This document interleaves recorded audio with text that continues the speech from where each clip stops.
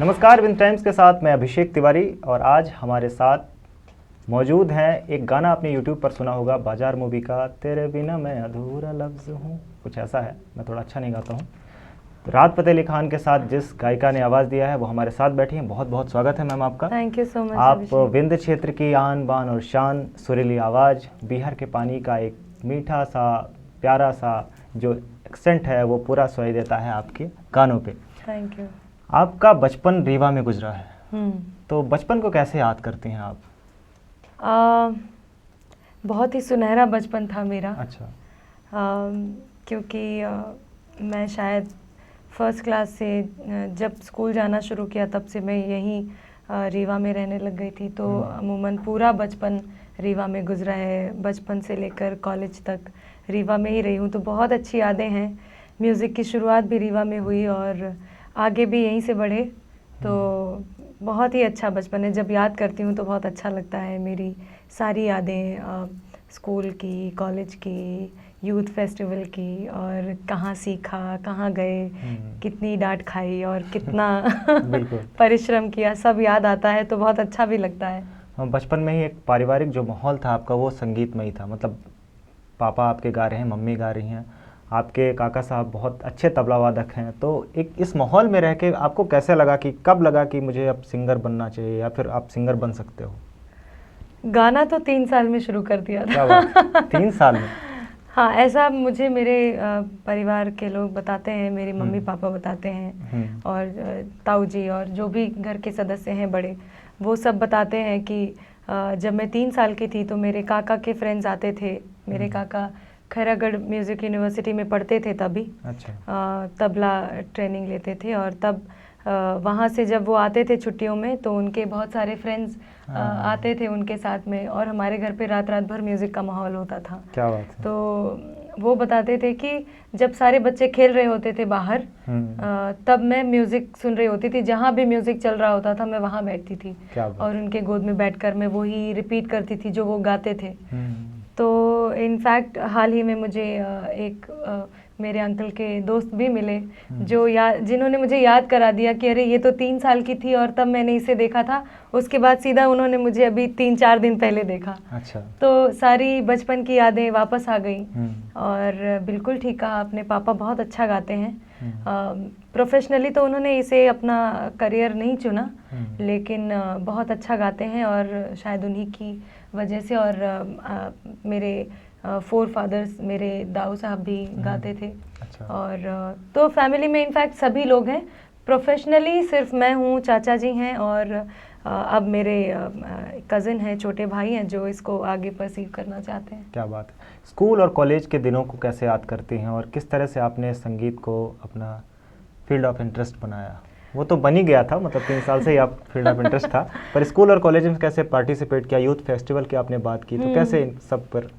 Actually school का मुझे याद है, जब से इतनी बड़ी हो गई होंगी कि जब से याद होना शुरू हो गया कि मुझे याद है कि मैं एक कंपटीशन में गई थी। तब मैं शायद क्लास 5th में थी, और तब मैं जया शिशु शिक्षा मंदिर में पढ़ती थी। तो मुझे मेरे टीचर्स एक कंपटीशन में लेकर गए थे, और उन्हें ऐसा लगता था कि मुझे गाने का प्रॉपर टाइम नहीं दिया गया, और मुझे फ़र्स्ट प्राइज़ नहीं दिया गया, जबकि मुझे तो इतना पता भी नहीं था कि फ़र्स्ट प्राइज़ मिलने से कितनी खुशी होनी चाहिए, या क्या होना चाहिए, मिलना चाहिए या नहीं। लेकिन उन्हें ऐसा लगता था कि नहीं, तुम डिज़र्व करती हो फर्स्ट आना। तो मेरे टीचर्स का बहुत सपोर्ट रहा मुझे हमेशा से, और म्यूज़िक के लिए मेरे टीचर्स बहुत इनकरेज करते थे, और फैमिली भी हमेशा इनकरेज करती थी। उसके बाद पहुँचे SK स्कूल में, और वहाँ पर मेरी सारी टीचर्स मुझे बहुत सपोर्ट करते थे, इनकरेज करते थे।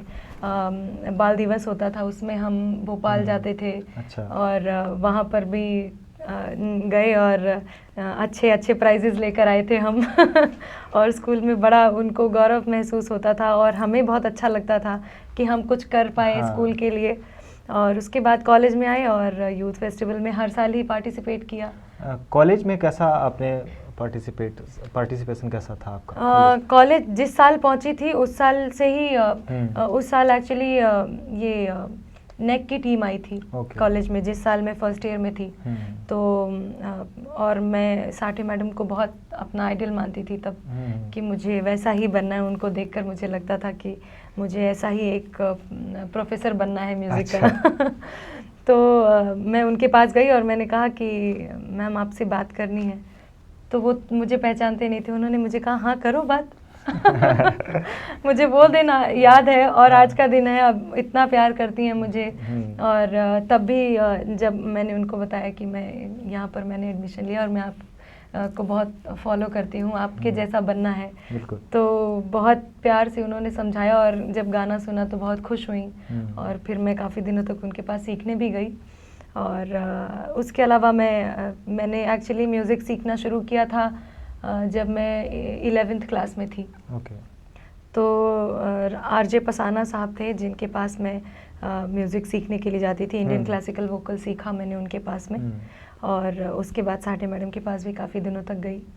और कॉलेज का टाइम बहुत अच्छा था, मतलब पढ़ने में भी ध्यान देना पड़ता था क्योंकि घर से थप्पड़ ना मिले इसके लिए पढ़ाई में भी ध्यान देना होता था। और लेकिन म्यूज़िक से दूर तो रह नहीं सकते थे, इसलिए यूथ फेस्टिवल एक बहाना होता था म्यूज़िक में जुड़े रहने का। और कुछ भी होता था कॉलेज की तरफ से या फिर शहर में भी कहीं कुछ कॉम्पिटिशन्स होते थे तो हम ज़रूर सोचते थे कि इसमें तो जाना ही है क्योंकि ये म्यूज़िक से जुड़ा हुआ है। हाँ। तो इस तरह म्यूज़िक की शुरुआत आपके बारे में एक शहर में एक किस्सा है कि आपने बहुत ज़्यादा मेहनत की। मेरी जितनी भी लोगों से मुलाकात होती है जो आपको जानते हैं पर्सनली, वो कहते थे कि वो आप कहीं से भी ये पता लगे कि यहाँ म्यूजिक सिखाया जाता, आप वहाँ पहुँच जाती थी दौड़ के। तो और ये सफलता आप आज सफल हुई हैं, लेकिन ये परिश्रम उस दौर पर कैसे आपको लगता था कि इतना सारा सीख के आप क्या करोगी? मतलब आपको लगता था मैं सिंगर बन जाऊंगी एक दिन? अगर कोई मेरे बारे में ये कहता है कि ये मेहनत करती थी और इसे जहाँ भी कुछ सीखने को मिलता था वहाँ ये पहुँच जाती थी, तो मैं बहुत खुश नसीब हूँ कि मुझे वो लोग इस तरह से याद करते हैं। तो मतलब मेरी मेहनत सफल हुई है। क्योंकि और मैं आज भी ऐसी हूँ। मुझे लगता है कि कहीं भी किसी से भी ज्ञान मिले, कोई भी छोटा या बड़ा नहीं होता और कोई भी जगह छोटी या बड़ी नहीं होती। ज्ञान तो ज्ञान है।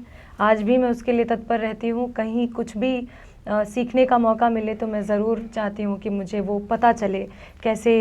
गाने के बारे में तो बहुत ही ज़्यादा हमेशा मैं क्यूरियस रहती हूँ कि पता चले कि इसको कैसे गाया जाता है। इनफैक्ट वेस्टर्न भी गाना मुझे बहुत पसंद है।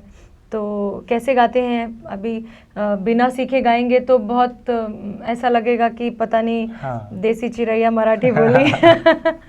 तो फिर वो भी सीखा। वेस्टर्न क्लासिकल भी सीखना शुरू किया मुंबई में और अभी थोड़ा थोड़ा गाती हूँ जितना बनता है और सीखना जारी है। क्या बात। तो बिल्कुल यहाँ भी सीखा है और मुंबई जाकर वहाँ भी सीखती हूँ। आपके लाइफ का turning point Saregamapa reality show की आप टॉप फाइनलिस्ट रही हैं, उसका जाने का किस्सा कैसा है? मतलब आप कैसे लगा कि आप वहाँ जाके सिलेक्ट हो सकती हैं? एक्चुअली कभी सोचा नहीं था कि सारेगामापा में जाऊँगी। सीरियसली मेरे कॉलेज की फ्रेंड्स बोलती थी कि आप सारेगामा में क्यों नहीं जाते। तो मुझे लगता था कि यार कौन जाएगा, यहाँ घर वाले भेजेंगे भी नहीं और पढ़ाई लिखाई में ध्यान दो। म्यूज़िक का प्रोफेसर बन जाएंगे, यही बहुत है हमारे लिए, लाइफ सेट हो जाएगी। हाँ।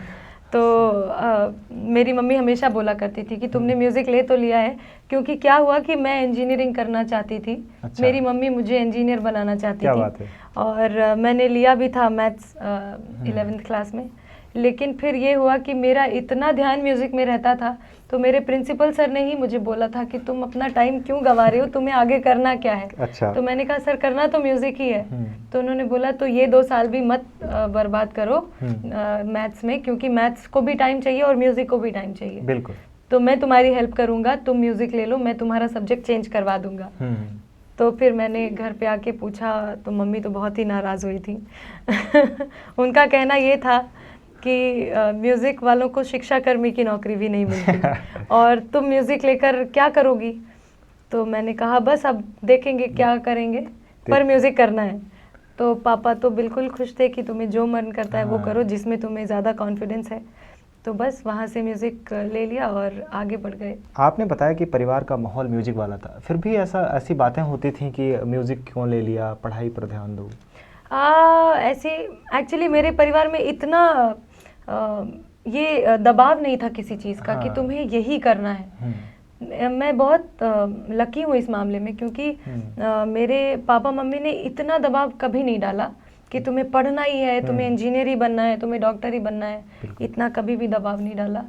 उनका भी ये था कि पढ़ना बहुत ज़रूरी है, मैं भी कहती हूँ कि पढ़ना बहुत ज़रूरी है, एजुकेशन बहुत मायने रखती है, आगे चलकर आपको काम आती है।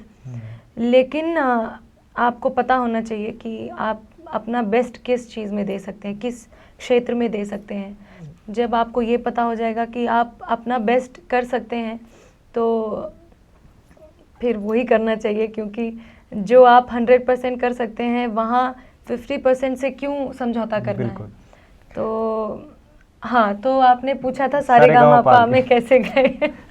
तो क्या हुआ कि लता मंगेशकर अलंकरण अवार्ड होते हैं हर साल नेशनल लेवल पे, और इंदौर में होते हैं। 2008 में आपको लता मंगेशकर अलंकरण अवार्ड से नवाजा गया। जी। तो 2008 में हम वहाँ गए इंदौर सेलेक्ट होकर, और वहाँ जब गए तो पता चला कि अपना ये कंपटीशन ख़त्म हुआ और वहाँ पर मुझे फर्स्ट प्राइज़ मिली थी। उसके बाद में पता चला कि दूसरे दिन हमारी रात की ट्रेन थी, और पता चला दिन में सारेगामा के ऑडिशंस हो रहे हैं। तो हम सब ने मूड बनाया कि देकर आते हैं, क्योंकि अलग से तो आने को नहीं मिलेगा। क्या बात। तो हम ऑडिशन देकर आ गए, और ये सोचकर कि चलो यार एक बार लक आजमाते हैं, क्यों हर बार किसी का हो ही जाता है क्या पहली बार में। चलो एक बार देख कर आते हैं कैसा फॉर्मेट है, क्या होता है। तो बस गए वहाँ पर, ऑडिशन दिया बिना किसी एक्सपेक्टेशन के, और वापस आ गए रीवा। और कुछ 1 महीने बाद फ़ोन आया कि आपका सिलेक्शन हो गया है। क्या बात। तो घर पे सब बहुत खुश कि अरे क्या बात है, मतलब सिलेक्शन हो गया। फिर मुंबई गए। फिर मुंबई जाने के बाद में 2-3 और मेगा ऑडिशंस होते हैं। ऐसा नहीं है कि यहाँ पर सिलेक्ट हो गए तो फिर बस सिलेक्ट हो गए। वहाँ जाने के बाद में 3 और बड़े ऑडिशंस होते हैं, जैसे मेगा राउंड, मेगा फाइनल और ये सेमीफाइनल, ये सब होते हैं। उसके बाद में जाकर टॉप 12 आते हैं। तो जब टॉप 12 में आ गए तो ये हुआ कि चलो अब टीवी पे फाइनली दिख जाएंगे। क्या बात है। तो टीवी पे फाइनली दिखने की इतनी खुशी थी कि हमने परिवार में सबसे बोला कि अब तो बस एक ही चीज़ है, टीवी पे आ जाएं, इसके बाद फिर देखेंगे जो भी होगा, इसके बाद टेंशन नहीं है। आउट भी हो गए तो क्या हो जाएगा, एक बार टीवी पे तो दिख जाएंगे, जी टीवी पे। तो सब परिवार के लोग भी खुश हैं कि ठीक है, चलो तुम्हें जैसा ठीक लगता है। और धीरे धीरे सिलसिला चलता रहा और आप टॉप फाइनलिस्ट पहुंची। बहुत शंकर महादेवन के घराने से थी आप। आपका पहला गाना 2013 में रिलीज हुआ इशक मूवी के लिए, तो वो मैं चाहता हूँ किसका एक किस्सा और एक छोटा सा मुखड़ा आप दर्शकों को सुनाएं। ज़रूर। पहले गाना सुनाऊं या फिर किस्सा? हाँ, वो कैसे मिला पहले तो ये बता दीजिए, कैसे मिला वो गाना? एक्चुअली बहुत ही इंटरेस्टिंग है ये बताना कि ये गाना कैसे मिला। हाँ, क्योंकि पहला गाना था और बहुत इम्पोर्टेंट था मेरे लिए। इम्पोर्टेंट क्यों था वो आपको अभी बताऊंगी। क्या हुआ कि मैं मुंबई से रीवा आ गई थी, और ये एक्चुअली गाना गाना रिलीज़ होने के कुछ 2-3 साल पहले हमने ऐसे ही जैमिंग करते हुए सचिन जिगर, जो कि इस मूवी के म्यूज़िक के डायरेक्टर हैं, उन्होंने बैठकर ऐसे ही रैंडमली रिकॉर्ड कर लिया था कि एक ठुमरी थी गिरिजा देवी जी की। अच्छा। तो वो रिकॉर्ड कर लिया था और हमने ऐसे ही छोड़ दिया था रिकॉर्ड करके। और उसके बाद में कट टू 2013 में, तो मई में मैं रीवा आई और मुझे फ़ोन आता है अचानक कि प्रतिभा वो गाना करना है। अच्छा। तुम्हारा गाया हुआ एक गाना फाइनल हो गया, वो मूवी में आने वाला है। तो अभी मुझे पता भी नहीं कि कौन से गाने की बात कर रहे हैं, तो मुझे याद नहीं था कि हमने कौन सा गाना रिकॉर्ड किया है। अच्छा। मैंने कहा कि सचिन अब अगर होल्ड कर सकते हो तो होल्ड कर लो, क्योंकि मैं नहीं आ सकती हूँ अभी, क्योंकि उसके 2 दिन बाद मेरी शादी होने वाली थी। क्या बात। तो मैंने कहा अब शादी छोड़कर तो मैं आ नहीं सकती हूँ। हाँ। तो अगर जा रहा है गाना तो जाने दो, और अगर रोक सकते हो तो प्लीज़ रोक लो। तो उन्होंने फिर रोका, और शादी के 15 दिन बाद मैं जाकर सीधा रिकॉर्ड किया, और तब पता चला कि ये गाना उस्ताद राशिद खान साहब के साथ में था। तो मेरे लिए बहुत बड़ी बात थी। बहुत बड़ी बात थी। उनको बचपन से सुना और उनको एडमायर इतना करते हैं, फॉलो करते हैं। तो पहला ही गाना बॉलीवुड में इतने बड़े दिग्गज के साथ में, तो मुझे मैं बहुत खुश नसीब समझती हूँ कि इतना बड़ा प्लेटफॉर्म मिला मुझे। तो वो गाना एक बार आप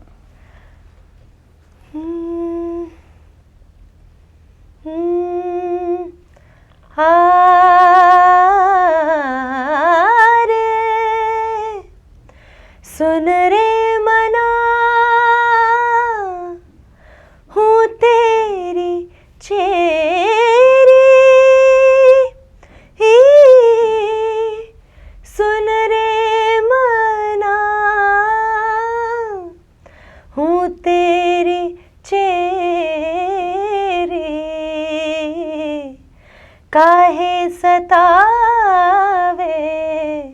आधी रात, नदिया बैरी भई।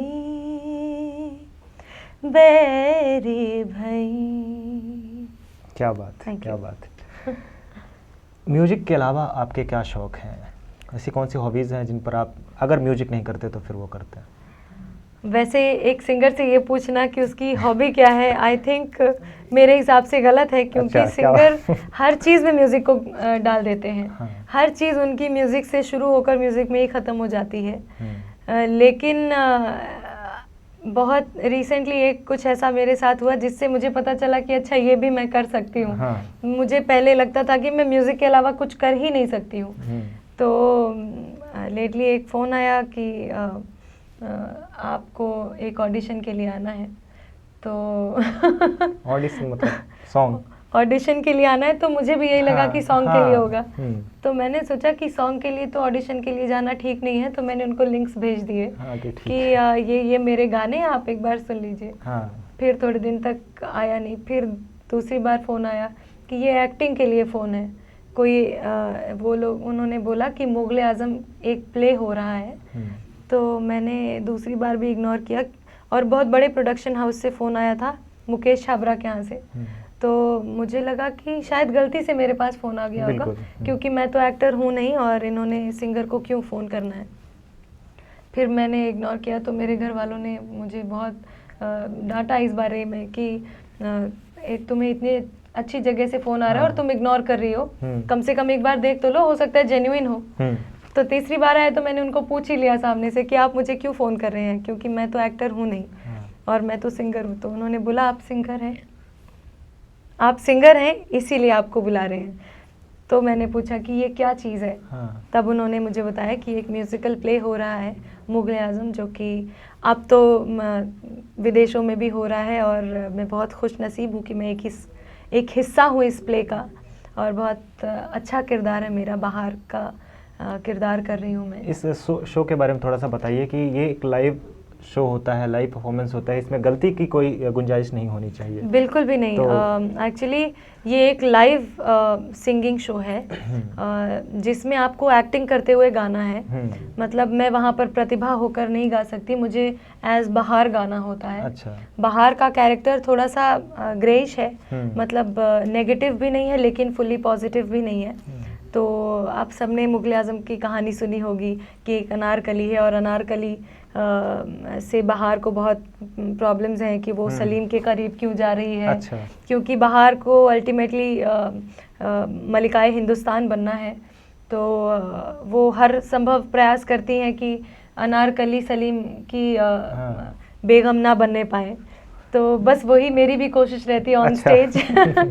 ऑन स्टेज, और गाना भी होता है लाइव। तो एक्चुअली आपने जो कहा कि उसमें मिस्टेक की इतनी सी भी गुंजाइश नहीं होती है, क्योंकि सब कुछ इतना प्लान्ड होता है। अगर आपने कुछ स्किप किया तो सब लोग डिस्टर्ब हो सकते हैं, क्योंकि आपसे जुड़ी हुई दूसरे की कड़ी है, और वहाँ पर रीटेक्स नहीं हो सकते, क्योंकि लाइव प्ले चल रहा है, हज़ारों लोग बैठे हुए हैं सामने। और तो वाकई बहुत मुश्किल है मेरे लिए। लेकिन दर्शकों को ये पता था कि प्रतिभा बहुत अच्छा गाने गाती हैं, लेकिन ये आज पता चला कि आप एक्टिंग भी करती हैं। कितना मुश्किल होता है इस तरह के नेगेटिव किरदार निभाना? It is very difficult. Positive character तो हम सब के अंदर होता है, आप भी हंसते हैं, मैं भी हंसती हूँ, और लोग दिखाते हैं हंसते हुए। हम लोग ऐसा मतलब जनरली ऐसे करते हैं। हम तो जेन्युइनली हंसते हैं। और लेकिन वो जो दिखाने वाले हंसना होता है, मुझे वही वहाँ करना होता है। अच्छा। क्योंकि जेन्युइनली तो हम सब अच्छे इंसान अच्छे ही होते हैं अंदर से, लेकिन बुरा इंसान बनना, अंदर से बाहर से अच्छा बनना और अंदर से बुरा बनना, उसकी ट्रेनिंग चालू है मेरी बाहर के लिए। क्योंकि हल्का नेगेटिव कैरेक्टर है, तो उसके लिए बहुत मुश्किल है, क्योंकि आप पॉजिटिव कैरेक्टर बड़ी इजीली कर सकते हैं, लेकिन एक नेगेटिव कैरेक्टर करने के लिए बहुत कंसंट्रेशन, बहुत हार्ड वर्क चाहिए। नेगेटिव कैरेक्टर करना बहुत मुश्किल है, मुझे लगता है।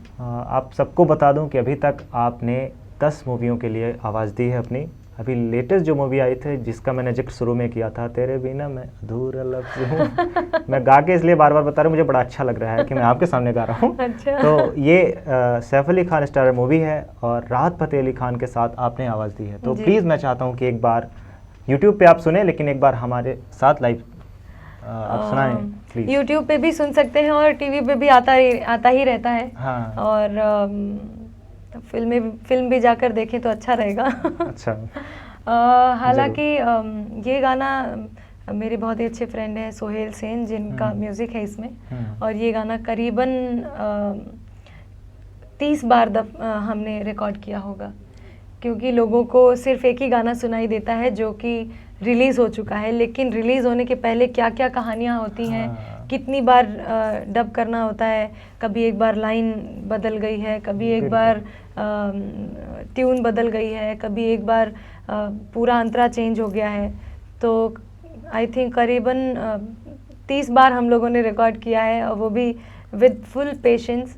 और आफ्टर ऑल सॉन्ग आया है बाहर, बहुत अच्छा है, बहुत अच्छा रिस्पॉन्स भी है लोगों बहुत का। अच्छा है लोगों का, बिल्कुल। और बस आप सब जाकर वहाँ सुने, और यहाँ तो सुनाई दूंगी। हाँ एक प्लीज।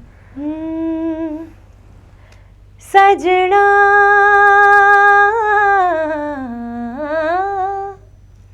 सजना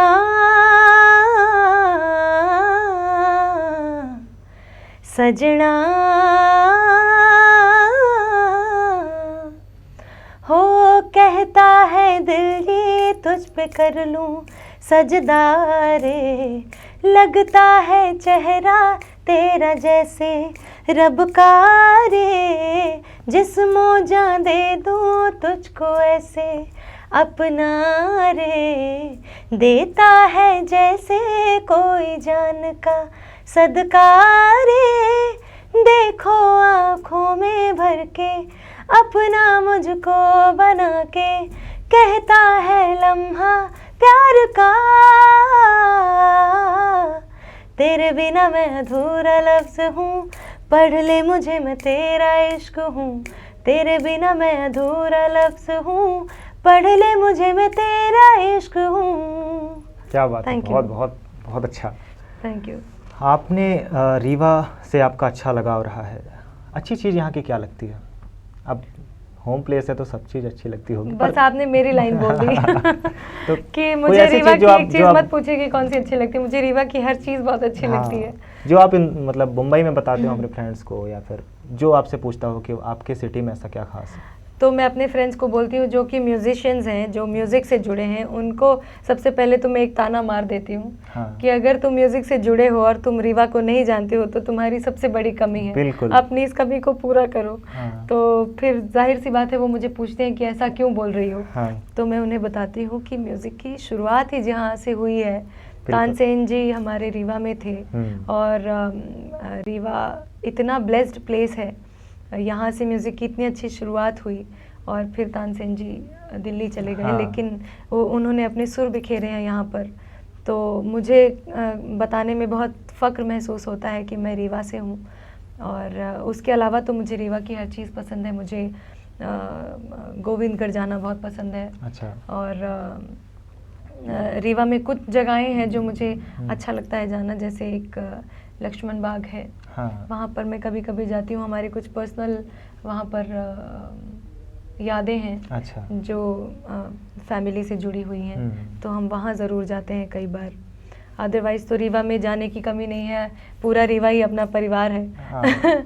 और मम्मी पापा भी यहीं रहते हैं, और परिवार से जुड़े सभी लोग, ऑलमोस्ट सभी लोग यहीं रहते हैं।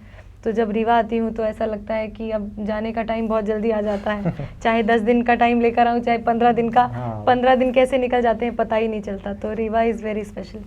रीवा के टैलेंट के बारे में आप क्या कहेंगी, जिस तरह से टैलेंट उभर रही है, और पहले जब आप गई थी उस टाइम इतनी अवेयरनेस नहीं थी लोगों के पास, अब तो सोशल मीडिया का भी एक प्लेटफॉर्म है, यहाँ के टैलेंट को उभारने के लिए क्या कुछ आपके दिमाग में आता है कि कैसे हम बढ़ सकते हैं आगे? रीवा में बहुत टैलेंट है, अपार टैलेंट है कहना चाहिए, इसलिए नहीं कि हम सब रीवा से जुड़े हुए हैं, लेकिन एक वीणा कैसेट्स के मालिक हैं मालू साहब, वो बहुत प्यार करते हैं मुझे, और वो हमेशा एक ही बात करते हैं जब हम जाते हैं जयपुर या वो मुंबई आते हैं। उनकी एक वो पिछले 32 सालों से एक सुर संगम करवाते हैं, कंपटीशन सुगम संगीत का और क्लासिकल का भी।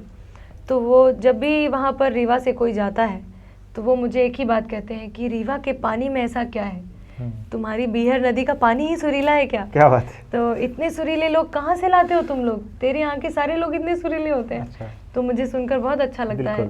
और रीवा से कोई भी अच्छा काम करता है तो मुझे बहुत खुशी होती है।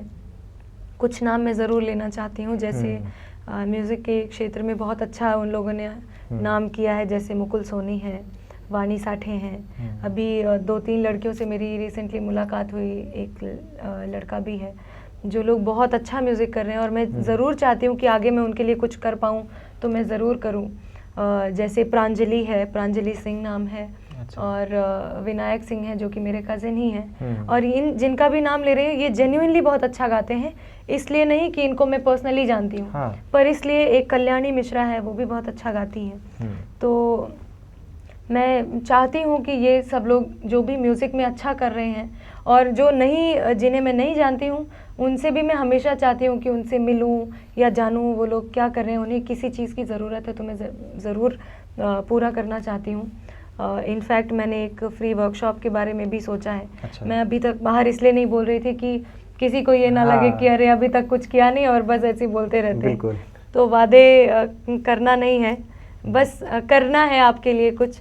और तो इसके बारे में सोचा है कि एक अच्छी सी म्यूज़िकल वर्कशॉप करेंगे, वो फ्री होगी सबके लिए। क्या बात है। और followed by a good concert, जो कि बहुत अच्छे अच्छे लोग हैं जो मुझे बहुत प्यार करते हैं बॉलीवुड में, जैसे ऋचा दीदी हैं, ऋचा शर्मा जी।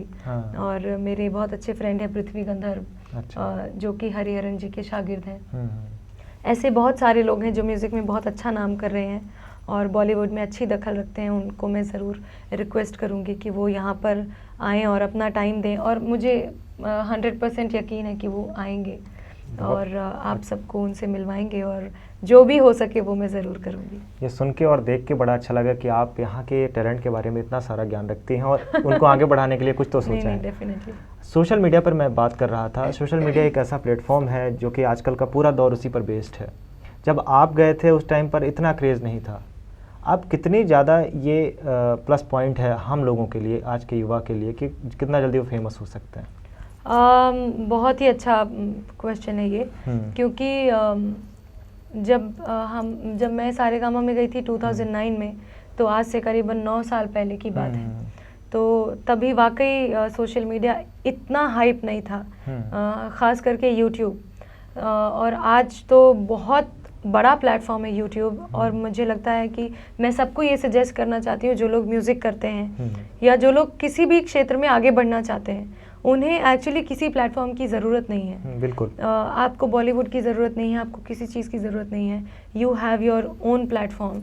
आप खुद का चैनल बनाइए, अच्छा कंटेंट होने से मतलब है, अच्छा रियाज़ कीजिए, अच्छा गाइए। एक सिंपल सा वीडियो शूट करके सेल्फी वीडियो बनाकर, अब तो आपको पता ही होगा सेल्फी वीडियो कितना चलता है, मिलियंस व्यूज़ ऐसे ही क्रॉस हो जाते हैं। तो आप अच्छा वीडियो बनाइए, घर पे बैठकर अच्छा गिटार लीजिए या तानपुरा लीजिए, कुछ नहीं है तो खाली गा दीजिए। ऐसे ही आजकल तानपुरा तो मोबाइल में भी उपलब्ध हो जाता है आसानी से। तो आप सब तानपुरे पे गाकर और अपना वीडियो बनाकर यूट्यूब पे पोस्ट कीजिए। और कितने सारे लोग हैं कि जो फेमस हो जाए, मैथिली ठाकुर हैं अभी। हाँ, और ऐसे तो इतने सारे लोग हैं। इनफैक्ट मैंने भी ये शुरू किया है अभी थोड़े दिन पहले। आपका भी मैं फॉलो करता हूँ आपको। उस पे बड़ा अच्छा गाना है एक, प्लीज़ वो गाना एक बार आप। वो भी गा दूंगी। 7 मिलियन व्यूज़ उसके हो चुके हैं। 7 मिलियन अधूरा लफ्ज़ के व्यूज़ हुए हैं। अच्छा। और मैंने रिसेंटली अभी एक सॉन्ग अपलोड किया है, रिलीज़ किया है एक्चुअली यूट्यूब पे, मेरे चैनल पे। जब मैंने बताया था अपने दोस्तों को या फिर जो मेरे जानने वाले हैं कि आप आने वाली हैं, तो कुछ फरमाइशें भी आई थी, तो उस गाने की थी। अच्छा। तो वो गाना है तू माने या ना माने दिलदारा। हाँ। जो कि वडाली ब्रदर्स का है और उसे मैंने कवर किया है। तो सोशल मीडिया वाकई बहुत अच्छा है, आप हर जगह अपने आप को प्रमोट कर सकते हैं। आजकल सोशल मीडिया से बड़ा मुझे लगता नहीं है कि कुछ भी है, क्योंकि आप हर किसी तक डायरेक्टली पहुंच सकते हैं। मतलब बड़े से बड़े इंसान तक आप डायरेक्टली पहुंच सकते हैं, अपना कंटेंट भेज सकते हैं, और अगर सामने वाले को अच्छा लगा तो वो आपको डेफिनेटली बुलाएंगे। और जो मैंने अभी एक गाना रिलीज़ किया है वडाली ब्रदर्स के लिए, ये मेरी एक डेडिकेशन है, क्योंकि उन्होंने कभी मुझे एक बार बोला था, जब उन्होंने मुझे सुना था कि तेरी आवाज़ में ये गाना बहुत रजता है, तो जब प्यारे लाल जी नहीं रहे, हाँ। तो मैंने ये उनके लिए डेडिकेट किया है। अच्छा। और उसकी 2 लाइन सुनाती हूँ। तुझ बिन जीना भी क्या जीना, तेरी चौखट मेरा मदीना, तुझ बिन जीना भी क्या जीना, हो तेरी चौखट मेरा मदीना,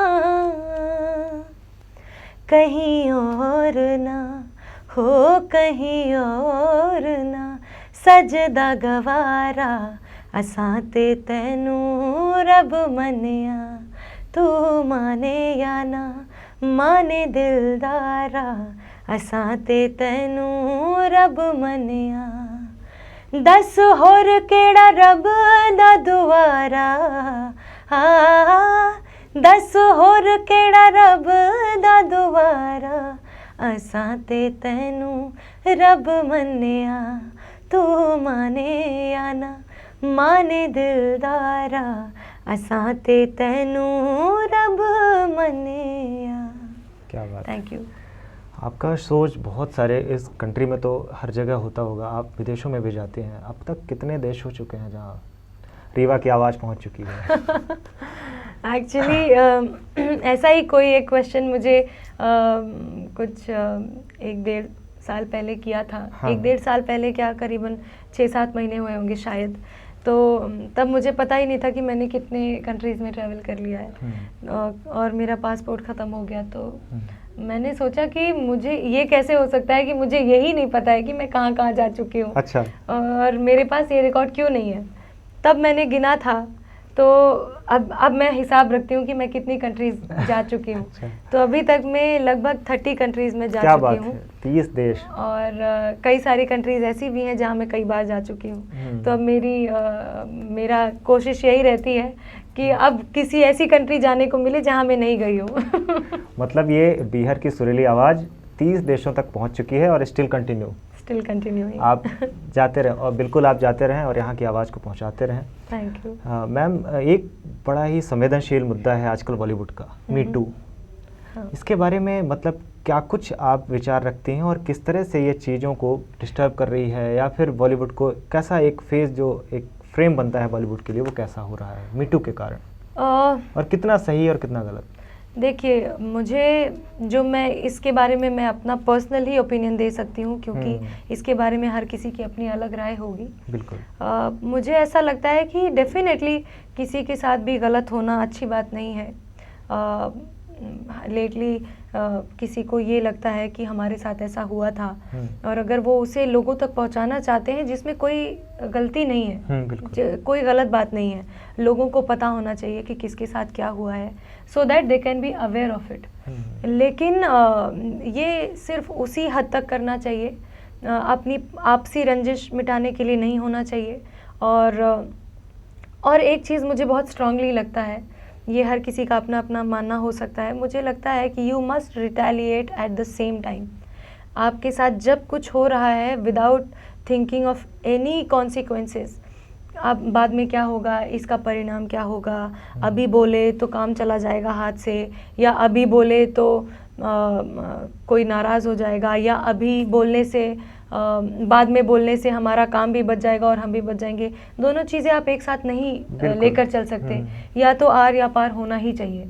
अगर आपके साथ कुछ गलत हो रहा है तो आप उससे तुरंत बोलिए, बिना किसी झिझक के, क्योंकि ऐसे में सामने वाले को समझ आती है बातें कि ये गलत है और ये नहीं चलेगा।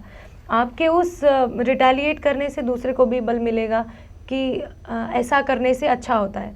अभी हो जाने के बाद में चीज़ें आपके साथ हुई तो आपके लिए भी ख़राब है, और बाद में आपने बताई तो उनको भी ये लगता है कि तभी बोलना चाहिए था, तो शायद कुछ हो सकता था। अभी तो इतना टाइम निकल जाने के बाद में अब पता नहीं कि चीज़ें उस वक्त कैसी चीज़ें थी। हाँ। उस वक्त बोलने से जो वज़न होता है चीज़ों का, वो अब नहीं रह जाएगा। लेकिन ठीक है, फिर भी मैं इस कॉज को बहुत सपोर्ट करती हूँ कि डेफिनेटली पहले जो लोगों को लगता था कि कुछ भी हो औरतों के लिए या फिर उन लोगों के लिए जो असहाय हैं, जैसे किसी के साथ भी हो, बच्चे हों, मेल हो या फीमेल हो, ज़ाति तो ज़ाति होती है, वो किसी के साथ भी हो, लेकिन मेरा बहुत स्ट्रांगली बिलीव इस बात पे है कि you must retaliate at the same time. तो ये मेरा अपना पर्सनल मानना है। बाकी बॉलीवुड में तो हर चीज़ हाइप हो जाती है हाँ, जल्दी से। ये भी एक बड़ा रीज़न तो है इसके। क्योंकि और किसी और को उसमें इन्वॉल्व पर्सनली इस लेवल पे पर्सनली इन्वॉल्व होना भी नहीं चाहिए, क्योंकि आपको पता नहीं है कि उस वक्त क्या उनके रिलेशन थे, हाँ, और बिल्कुल। क्या उनकी अंडरस्टैंडिंग थी। पता चले हमने बिना समझे किसी के बारे में बोल दिया, ये तो बड़ी बात अपनी है। आपसी रंजिश ना मिटाएं। और मी टू बहुत अच्छा कॉज है, इसको मैं सपोर्ट करती हूँ, लेकिन इसे बहुत, क्योंकि ये बहुत बहुत संवेदनशील है, इसलिए किसी की प्रेस्टीज और किसी के सम्मान को हम ठेस ना पहुँचाएं, बिल्कुल। और जो गलत है उसको उसी वक्त हम बताएं कि ये गलत है। तो आई थिंक वो ज़्यादा हेल्प करेगा हमें फ्यूचर में। बहुत सीरियस मुद्दा हो गया है और इसलिए थोड़ा सा लाइट करते हैं। एक गाना मैं आपसे सुनना चाहूँगा लता दीदी का। लता जी का एक रिसेंटली मैंने उनके बर्थडे पे हाँ, डाला वही। था और उससे बहुत प्यार मिला है। तो 1 मिलियन क्रॉस हो गया है, तो मैं वही गाना गा देती हूँ। आप यूट्यूब पे भी देख सकते हैं। हाँ जी।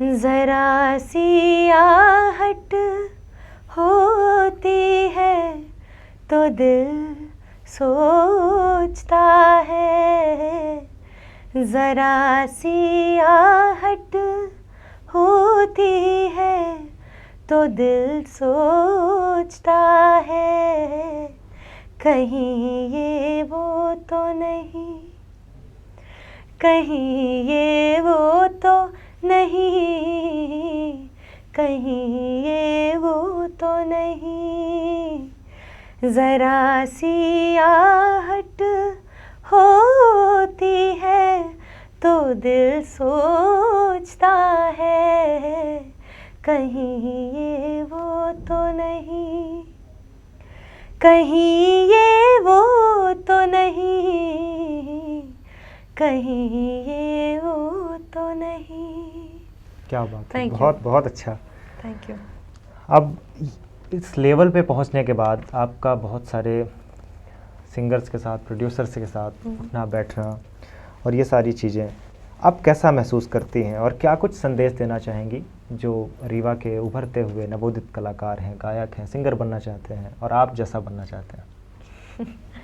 ये तो बहुत बड़ी बात हो गई, मेरे जैसा नहीं, मुझसे बहुत अच्छा बने, क्योंकि मैं भी अभी भी किसी के जैसा बनना ही चाहती हूँ। अच्छा। मतलब लता जी को हम लोग आइडल मानते हाँ, हैं और हमारे लिए तो संगीत की देवी हैं वो। बिल्कुल। तो मैं अभी भी मुझे यही लगता है कि अभी तो रास्ते बहुत हैं, मंजिल बहुत हैं, अभी तो बस शुरुआत हुई है। तो मुझे लगता है कि आप सब भी मुझे नहीं, उन्हीं को देखें तो शायद कहीं अच्छी जगह पहुँचेंगे।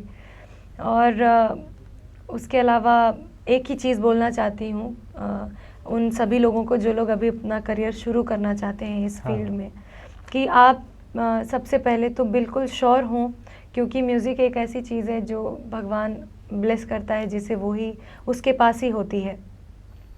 मतलब अगर हम चाहें, जिसके पास भगवान ने सुर नहीं दिया उसे बोले कि आप गा दो, तो शायद उसे बुरा लगेगा कि यार मैं गा नहीं सकता हूँ या गा नहीं सकती हूँ और आप मुझे गाने के लिए बोल रहे हो। तो हम बहुत प्रिविलेज्ड हैं और बहुत ब्लेस्ड हैं कि हमें भगवान ने इतनी अच्छी विद्या दी है। तो आपको ज़रूर उसे कैरी करना चाहिए आगे। और लेकिन एक बात और है कि बहुत रियाज़ करें, और मतलब 100% श्योर हैं कि आप, यही एक चीज़ है जिसमें आप 100% दे सकते हैं, तो ही चीज़ों में घुसिए। क्योंकि रीवा में तो बहुत अपार टैलेंट है, लेकिन हमारे पास बहुत अपार टैलेंट पूरे इंडिया में, पूरे विश्व में है, और हमें उनसे जाकर कम्पीट करना है। जब हम यहाँ कंपटीशन में जाते हैं तो हम 100-200 लोगों से लड़ते हैं, लेकिन जब वहाँ पहुँचेंगे तो वहाँ लाखों लोग हैं और हर दूसरा इंसान हमारे जैसा होता है। तो जब आप इतने मेहनत करने के लिए मजबूत हों बिल्कुल। और इतनी लगन आपके अंदर होनी चाहिए कि आप फिर उन सब से लड़ने के लिए तैयार हैं। तो बस मेहनत करते रहिए, रियाज़ करिए। अच्छा गाते हैं तो और अच्छा गाने की कोशिश कीजिए, बहुत अच्छा गाते हैं तो डिफरेंट डिफरेंट चीज़ें गाने की कोशिश कीजिए। बस बिल्कुल। यही टिप्स दे सकती हूँ, ये सोचकर कि मैं बड़ी हूँ, हाँ। जबकि ये बिल्कुल अच्छा नहीं लगता सोचना कि मैं बड़ी हो चुकी हूँ, मतलब मैं इतनी बड़ी हूँ कि आप सबको एडवाइस दूँ। ये तो एक वही बात हो जाएगी कि अपने आप में ही मान लिया कि अरे आप तो अब अरे ऐसा कुछ उम्र हो चली है। सबसे लास्ट सवाल जो है कि अब आपका बॉलीवुड में क्या ऐसा प्रोजेक्ट है जो हम सबको सुनने के लिए मिलेगा? प्रोजेक्ट्स तो बहुत अच्छे अच्छे हैं, वाकई मैं भी उन्हें I am also looking forward to it. लेकिन एक ही चीज़ होती है कि बॉलीवुड में हर चीज़ बहुत अनप्रेडिक्टेबल हाँ, होती है कि बिल्कुल। आज आप कुछ रिकॉर्ड करके आए हैं और कल नहीं आया तो सबको लगेगा अच्छा हमें झूठ बोल कर गए थे। अरे ऐसे बहुत सारे केसेस हो चुके हैं, न्यूज़ में हम पढ़ते हैं ऐसे कि बहुत सारे किस्से हो चुके रिकॉर्ड हैं। मुझसे करवाया था, फिर पता चला कि अरे मेरा तो हाँ, गाना ही तो नहीं ऐसे आया। बहुत होते हैं। पहले हाँ, जब शुरू में मैं गई थी मुंबई तो मुझे बड़ा दुख होता था कि अरे यार ये तो मैंने गाया था और अब नहीं कोई आया और गा मेरी रहा है। आवाज़ में। हाँ। अब दुख होना बंद हो गया है, अब लगता है कि ये तो पार्ट ऑफ लाइफ है और हर किसी के साथ में होता है, बड़े से बड़े सिंगर्स के साथ में होता है। बिल्कुल। तो हमने तो अभी 2-3 सीढ़ियाँ ही चढ़ी हैं। तो बस बहुत अच्छा कुछ आपको सुनने को मिलेगा। विंध्य टाइम्स को भी इत्तला कर दिया जाएगा। बिल्कुल बिल्कुल बिल्कुल, बहुत बहुत शुभकामनाएं आपको। अब ऐसे Thank you. बढ़ते रहें आप। और चलते चलते हम चाहेंगे कि एक बार कोई ऐसा गाना जो इस माहौल को थोड़ा सा और अच्छा बना दे। तो जाते जाते, क्योंकि ऐसा वक्त हमें बहुत कम मिलता है, हाँ। क्योंकि रीवा आना तो होता है लेकिन इस तरह से सबसे मिल पाने का मौका बहुत कम मिलता है। तो ये गाना मुझे लगता है सूट करेगा। हमको मिली है आज ये घड़ियाँ नसीब से, जी भर के देख लीजिए हमको करीब से, फिर आपके नसीब में ये बात हो न हो शायद फिर इस जन्म में मुलाकात हो न हो, लग जा गले के फिर ये हंसी रात हो न हो शायद फिर इस जन्म में मुलाकात हो न हो लग जा गले से।